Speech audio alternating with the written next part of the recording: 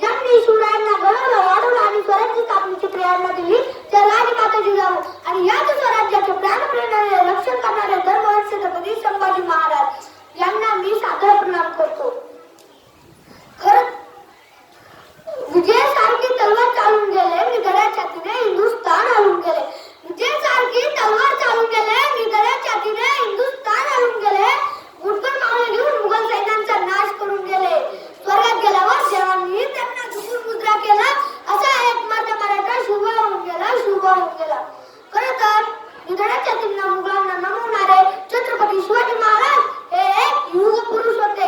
खरं तर इसवी सन 1629 मध्ये निजामांची भरलेली सभा सुटली. प्रत्येक आपापल्या दिशेने जाऊ लागले. तेवढ्यात खंडागळचा बेकाबू झालेला हत्ती प्रत्येक समोर येऊन त्याला पायाखाली चिरडत होता. सोंडेने सभा सब वार करत होता. आता याला कोण शांत करणार? तर याला शांत करण्यासाठी दोन तुकड्या निर्माण करल्या. पहिली तुकडी जिजामाताची बंधू दत्तोजी लालवांची तर दुसरी तुकडी जिजामातांचे वीर संभाजी भोसलेंची. हत्ती शांत करता करता संभाजीकडून चुकून दत्तोजीवर वार झाला आणि दत्तोजी मारले गेले. हे करताच लखुजी जाधवांनी संभाजीवर वार केला आणि संभाजी गतप्राण झाले. जाधव दत्तोजीचं प्रेम घेऊन गेले तर भोसले संभाजीचं. जाधव रडत होते दत्तोजीसाठी तर भोसले रडत होते संभाजीसाठी. अहो पण या माऊलीने रडायचं कोणासाठी? तर ही माऊली रडत होती उद्या महाराष्ट्रासाठी, उद्या महाराष्ट्रासाठी. त्यावेळी जिजाऊ माँसाहेब शिवनेरी गडावर राहत होत्या. त्या शिवनेरी गडावर एक शिवाई देवीचे मंदिर होते. त्या शिवाई देवीच्या मंदिरात गेला आणि त्या देवीला साकडं घातलं. तिने माते हे मी काय बघते? येथे तर दुष्टांचा नाश होण्याऐवजी आपलेच आपलं शस्त्र चालवत आहे. हे माते मला एक असा पुत्र देतो स्त्रियांचा अजन्म सन्मान करेल, रयतेला सुखात ठेवेल आणि दुष्टांचा नाश करेल.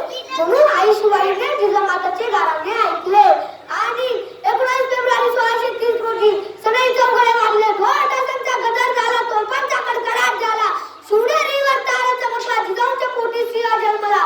मानाचा मुद्रा करतो त्या शिवछत्रपतीला ज्यांनी या महाराष्ट्राच्या मातीत भगवा झेंडा फडकवला, भगवा झेंडा फडकवला.